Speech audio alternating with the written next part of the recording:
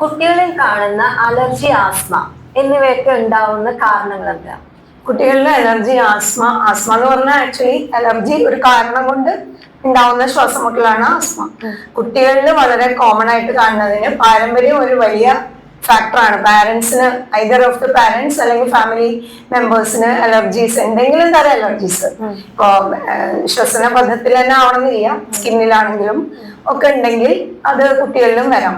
പിന്നെ അമ്മമാര് പ്രഗ്നൻസി ടൈമിലും കൺസീവ് ചെയ്യുന്നതിന് തൊട്ട് മുമ്പും ഒക്കെ കഴിച്ചിട്ടുള്ള ഇമ്മ്യൂണിറ്റിയെ ഓൾട്ടർ ചെയ്യുന്ന ഡ്രഗ്സ്, തെറ്റായ ചികിത്സകള്, ശരീരത്തിന്റെ അവസ്ഥയ്ക്കും രോഗത്തിന്റെ അവസ്ഥയ്ക്കും അല്ലാതെ ഉള്ള ഇമ്മ്യൂണിറ്റിയെ ഇമ്പാക്ട് ചെയ്യുന്ന തെറ്റായ ട്രീറ്റ്മെന്റ്സ്, ഇതൊക്കെ ഈ പ്രത്യേകിച്ച് പ്രഗ്നൻസിയിൽ ഇപ്പൊ ഒരു ഇൻഫെക്ഷൻ വരുമ്പോൾ എങ്ങനെയാണ് അമ്മയുടെ ഇൻഫെക്ഷൻ മാനേജ് ചെയ്യണത്, അതൊക്കെ കുട്ടിയുടെ ഇമ്മ്യൂൺ സിസ്റ്റത്തിനെ ബാധിക്കും.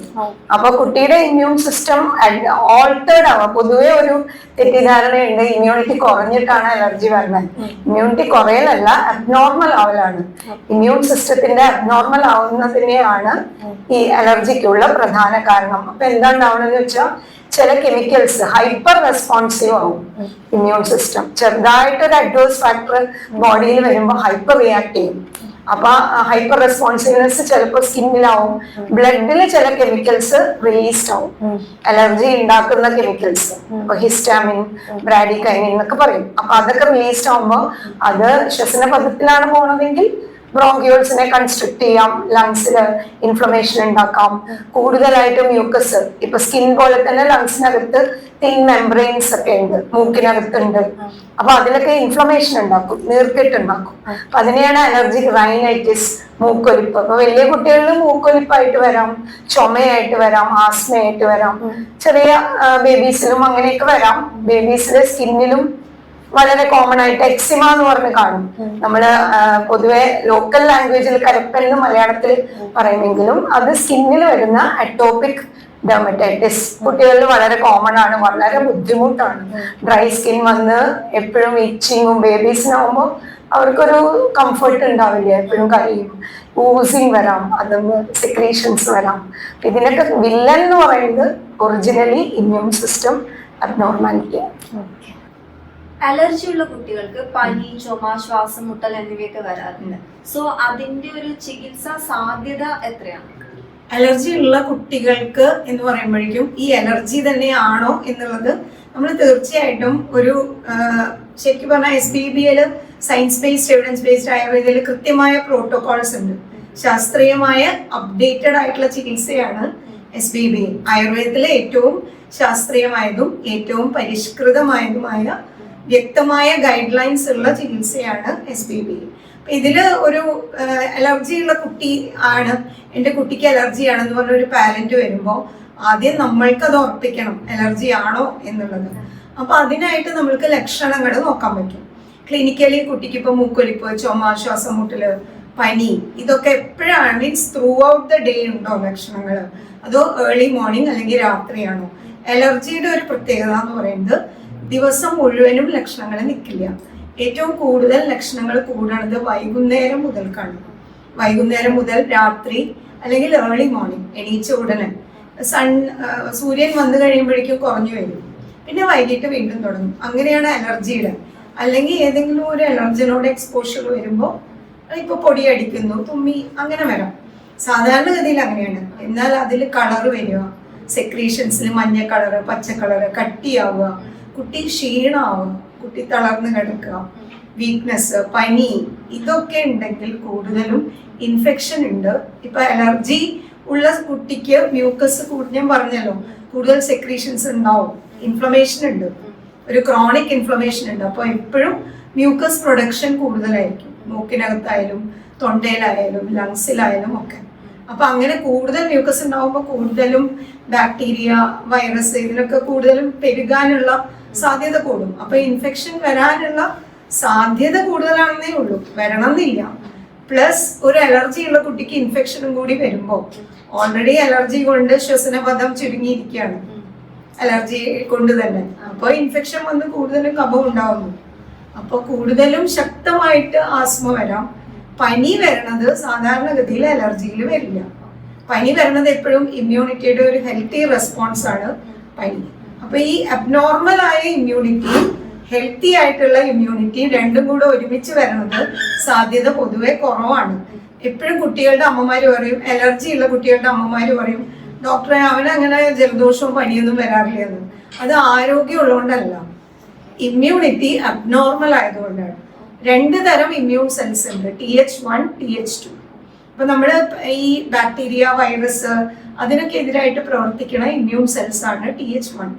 അത് ആരോഗ്യമുള്ള ആൾക്കാരിൽ ആക്റ്റീവ് ആയിരിക്കും. അതേസമയം അലർജി പോലുള്ള കണ്ടീഷൻസ് ഉള്ള കുട്ടികളിൽ TH2 ആയിരിക്കും ആക്റ്റീവ് ആയിരിക്കുന്നത്. അത് ഈ അലർജൻസിനെതിരായിട്ടുള്ള അല്ലെങ്കിൽ പാരസൈറ്റ്സിനെതിരായിട്ട് പ്രതിപ്രവർത്തിക്കുന്ന തരം ഇമ്മ്യൂൺ സെൽസ് ആണ്. അപ്പൊ ഈ TH2 ആക്റ്റീവ് ആയ കുട്ടികളിൽ TH1 സപ്രസ്ഡ് ആയിരിക്കും. അപ്പൊ അവർക്ക് ജലദോഷമൊന്നും വരില്ല, ആരോഗ്യപരമായ രോഗപ്രതിരോധ ശക്തിയുടെ പ്രവർത്തനം വരില്ല, റെയർ ആയിട്ടേ വരും. അപ്പൊ നമ്മളുടെ ജോലി ബീയിങ് എ ഡോക്ടർ കൃത്യമായിട്ട് നമ്മളത് അനലൈസ് ചെയ്യും. എന്താണ് അപൂർവം ചില കണ്ടീഷൻസിൽ അലർജിയും ഇൻഫെക്ഷനും കൂടി കാണും. ഇനി ഇൻഫെക്ഷൻ ഉണ്ടെങ്കിൽ നമ്മൾ ആദ്യം ഇൻഫെക്ഷനെ ട്രീറ്റ് ചെയ്ത് മാറ്റും.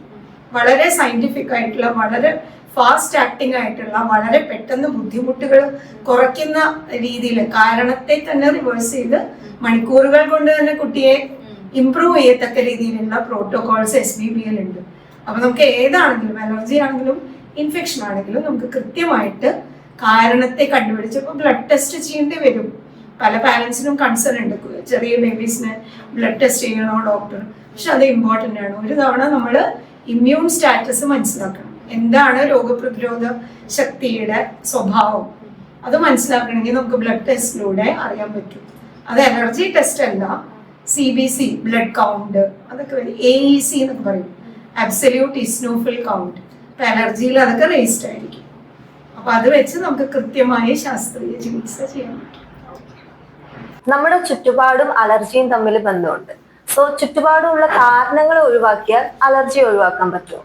എൻവയൺമെന്റൽ ഫാക്ടേഴ്സ് ഇപ്പോൾ പല കുട്ടികൾക്കും പല കാരണങ്ങൾ കൊണ്ടാണ് അലർജി. തീർച്ചയായിട്ടും അത് ട്രിഗർ ചെയ്യാനുള്ള ഒരു ഫാക്ടറാണ് ഈ കെമിക്കലിനെ, ഞാൻ നേരത്തെ പറഞ്ഞ ഈ കെമിക്കലിനെ റിലീസ് ചെയ്യണത്. അബ്നോർമൽ ഇമ്മ്യൂൺ സിസ്റ്റം ഉള്ള വ്യക്തികളിൽ, ഇപ്പൊ നമ്മളെല്ലാവരും ഓരോ ചുറ്റുപാടിലാണല്ലോ, പക്ഷെ നമുക്ക് എല്ലാവർക്കും ഓരോ സാധനങ്ങളോട് അമിതമായ ഹൈപ്പർ സെൻസിറ്റിവിറ്റി റിയാക്ഷൻ വരുന്നില്ലല്ലോ. ചില ആൾക്കാർക്ക് മാത്രം വരുന്നു എന്നുള്ളത് കൊണ്ട് എന്താ മനസ്സിലാക്കേണ്ടത്? ചുറ്റുപാടിനല്ല ചികിത്സ വേണ്ടത്, ആ വ്യക്തിയുടെ ശരീരത്തിനകത്തുള്ള കാരണത്തിനാണ് ചികിത്സ വേണ്ടത്. അപ്പൊ അലർജി ഉണ്ടാവാനുള്ള കാരണം ചുറ്റുപാടല്ല, അലർജി ഉണ്ടാവാനുള്ള കാരണം അബ്നോർമൽ ഇമ്മ്യൂണിറ്റിയാണ്.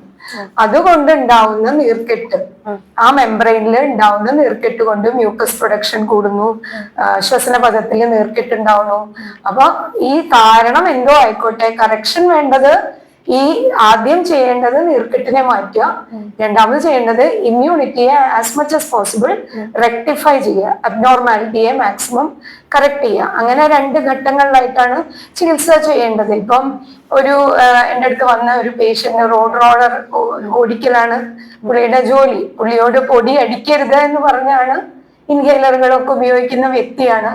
പുള്ളിക്ക് പൊടി അടിക്കാതെ ജീവിക്കാൻ പറ്റില്ലല്ലോ. ഇപ്പൊ നമുക്ക് എൻവയൺമെന്റൽ ഫാക്ടേഴ്സിനെ മാറ്റി നിർത്തിയിട്ട് ജീവിക്കാൻ പറ്റില്ല. നമ്മുടെ എസ്പെഷ്യലി ഇന്ത്യയില് നമുക്ക് എന്തായാലും ഈ പറഞ്ഞ പൊടിയും പുകയും എല്ലാ കാര്യങ്ങളും, ഇപ്പൊ ആഹാരത്തിലാണെങ്കിലും കുട്ടികൾക്ക് ഇഷ്ടപ്പെട്ട ആഹാരങ്ങൾ, ഹെൽത്തിയായ ആഹാരങ്ങൾ കാണും. ഇപ്പൊ പീനട്സ് അതുപോലത്തേക്ക് അലർജി ഉണ്ടാക്കും. ഇപ്പൊ ബട്ടർ കഴിക്കാൻ പറ്റാതിരിക്കുക, നെയ്യ് കഴിക്കാൻ പറ്റാതിരിക്കുക, എന്തിന് ഗോതമ്പ്, ഇത്രയും ആരോഗ്യപ്രദമായിട്ടുള്ള ആഹാരമാണ് ഗോതമ്പ്. അപ്പൊ ഗ്ലൂട്ടൻ ഇൻസെൻസിറ്റിവിറ്റി എന്ന് പറഞ്ഞ സീലിയാക് ഡിസീസ്, ഗോതമ്പ് ഒഴിവാക്കേണ്ട കുട്ടികൾ, ഞാൻ വിചാരിക്കും അങ്ങനെ ഒരു ചികിത്സ ഇന്നത് ഒഴിവാക്കി നമുക്ക് എവിടെ എത്തില്ല.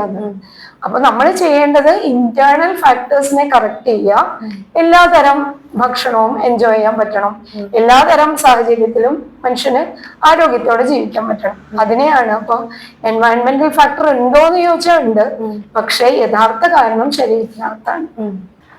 സ്പെബയിലെ അലർജിക്കുള്ള ചികിത്സകൾ എന്തൊക്കെയാണ്? സ്പെബയിൽ അലർജിക്ക് ശരിക്കും ശാസ്ത്രീയമായതും ഏറ്റവും ഫാസ്റ്റ് ആക്ടിങ് ആയിട്ടുള്ള ട്രീറ്റ്മെന്റ്സ് ഉണ്ട്. പലപ്പോഴും ഏത് ഘട്ടത്തിലുള്ള, ഇപ്പൊ ആസ്മയില് ഇൻഹേലർ തെറാപ്പിയാണ് ഏറ്റവും വ്യാപകമായിട്ട് കുട്ടികൾക്ക്. നമുക്ക് ശരിക്കും അത്ഭുതം തോന്നും. ഒരു 10-15 കൊല്ലം മുമ്പുള്ള സ്ഥിതിയായിട്ട് കമ്പയർ ചെയ്യുമ്പോൾ കുട്ടികൾ എല്ലാവരും സ്പേസർ ആയിട്ടാണ് നടക്കുന്നത്, ഇൻഹേലർ ആയിട്ടാണ്. അങ്ങനത്തെ ഒരു സ്ഥിതി ആവശ്യമില്ല. അപ്പൊ ഇൻഹേലറിന്റെ കുഴപ്പമില്ലായ്മയും ഡിസ്കസ് ചെയ്യേണ്ട ആവശ്യമില്ല. പക്ഷെ ശാസ്ത്രീയമായ ഫലപ്രദമായ സുരക്ഷിതമായ ചികിത്സയുള്ളപ്പോൾ ഇൻഹേലറിനെ കുറിച്ച് ആലോചിക്കേണ്ട ആവശ്യമേ വരുന്നില്ല.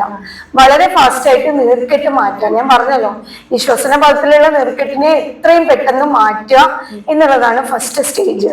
പിന്നെ കുട്ടികൾക്ക് മരുന്ന് കൊടുക്കാൻ പൊതുവെ പാരന്റ്സിനൊരു ടെൻഷൻ. ആയുർവേദത്തിൽ ഒരുപാട് മരുന്നുകൾ, കഷായം, അങ്ങനെയല്ല സ്പീബയില് granule dosages, fragmented dosage approach ഞങ്ങൾ കൊണ്ടുവന്നുണ്ട്. അപ്പൊ വളരെ മിനിമം മെഡിസിൻ ആണ്, വളരെ നെഗ്ലിജിബിൾ ഡോസ് ഓഫ് മെഡിസിൻ. അതും ഫസ്റ്റ് സ്റ്റേജ് ഒരു 8 ദിവസമാണ്. 8 മുതൽ 10 ദിവസം വരെ മിനിമം മെഡിക്കേഷൻ കൊടുക്കുമ്പോൾ തന്നെ നീർക്കെട്ട് ഇല്ലാതായി കുട്ടിക്ക് ശ്വസനം ഈസി ആവുന്നു. ഈ അലർജിക് റൈനൈറ്റിസ്, കണ്ണ് ചൊറിച്ചില്, തുമ്മല്, ഇതിന്നൊക്കെ ഓരോ ദിവസം കഴിയുന്നതോറും ഇംപ്രൂവ് ചെയ്ത് വരും. അപ്പൊ വളരെ ഫാസ്റ്റ് ആണത്. പ്ലസ് അത് ഇമ്മ്യൂണിറ്റിയെ സപ്രസ് ചെയ്തുകൊണ്ടുള്ള ട്രീറ്റ്മെന്റ് അല്ല. അത് കഴിഞ്ഞിട്ട് ഈ ഫസ്റ്റ് സ്റ്റേജ് കഴിഞ്ഞ് സെക്കൻഡ് സ്റ്റേജില് ഞാൻ പറഞ്ഞല്ലോ, ഇമ്മ്യൂൺ ഡിസ്ഫങ്ഷൻ ആണ് കാരണം. അപ്പൊ ഇമ്മ്യൂണിറ്റിയെ സ്റ്റെബിലൈസ് ചെയ്യാനായിട്ട് ഒരു 10 ഡേയ്സും കൂടെ ഒരു ട്രീറ്റ്മെന്റ്. അതും ഇന്റേണൽ മെഡിസിൻ ആണ്, അല്ലാതെ എക്സ്റ്റേണലി എണ്ണ ഇടുക, പഞ്ചകർമ്മം, ഇതിലൊന്നും കുട്ടികൾക്ക് എന്നല്ല മുതിർന്നവർക്കും ആവശ്യമില്ല. ഇനി വേറെ കുട്ടികൾ ചെയ്യുന്ന ഒരു തെറ്റായ കാര്യം, സെലൈൻ, മൂക്കില് സെലൈൻ ഒഴിക്കുക, ഇതൊക്കെ എന്ന് പറഞ്ഞാൽ അശാസ്ത്രീയമാണ്. കാരണം എന്താന്ന് വെച്ചാൽ മ്യൂക്കസ് പ്രൊഡക്ഷൻ കൂടുന്നതാണ് ഈ മൂക്ക് അടയാൻ ഉള്ള കാരണം. അപ്പൊ സെലൈൻ ഒരു ഇറിറ്റന്റ് ആണ്. നേസൽ മ്യൂക്കോസിനെ ഇറിറ്റേറ്റ് ചെയ്ത് വീണ്ടും ഒരു ചെറിയ ഒരു മ്യൂക്കോളൈറ്റിക് പ്രോപ്പർട്ടി ഉണ്ടെങ്കിലും പിന്നെയും മ്യൂക്കസ് ഉണ്ടാവുകയാണ് ചെയ്യുന്നത്.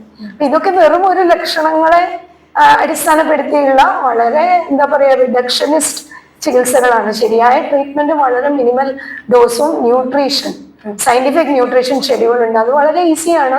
ചെറിയ മോഡിഫിക്കേഷൻ ആണ് ഡയറ്റില്. അത് മാക്സിമം 20 ഡേയ്സ് ആണ് ആ ഡയറ്റ് വേണ്ടത്. അത് കഴിഞ്ഞിട്ട് നമ്മൾ കുട്ടികളെ എഡ്യൂക്കേറ്റ് ചെയ്യും. ഒരു ഇൻഫെക്ഷൻ വരുമ്പോൾ കുട്ടിയെ എങ്ങനെ ട്രീറ്റ് ചെയ്യുന്നു എന്നുള്ളത് ഞാൻ നേരത്തെ പറഞ്ഞല്ലോ, TH1 ആൻഡ് TH2 സൈറ്റോകൈൻസ്. അപ്പൊ ഒരു ഇൻഫെക്ഷൻ വരുമ്പോൾ കുട്ടിയെ എത്ര ശാസ്ത്രീയമായിട്ട് ഇൻഫെക്ഷൻ മാറ്റുന്നു. സ്പീബയിൽ തന്നെ വന്ന് ഇൻഫെക്ഷൻ മാറ്റുകയാണെങ്കിൽ ഒരു അലർജി ഉള്ള കുട്ടിക്ക് അലർജി വരാനുള്ള സാധ്യത പിന്നെയും കുറയാണ് ചെയ്യേണ്ടത്. ഇനി ഇതൊന്നും കൂടാതെ എക്സസൈസിന് ഒരു വലിയ ഇമ്പോർട്ടൻസ് ഉണ്ട്. ഇനിയിപ്പോ കുട്ടിക്ക് ഒരു 15 മിനിറ്റ്സ് ഔട്ട്ഡോർ ഗെയിംസ്, അത് നമ്മൾ സ്പെസിഫിക്കലി പറയുന്നുണ്ട്. അതും കൂടി ചികിത്സയുടെ ഒരു ഭാഗമാണ്. എക്സസൈസ് ചെയ്യുമ്പോൾ അലർജിയുടെ ടെൻഡൻസി തന്നെ വളരെയധികം കുറയും. Okay, thank you.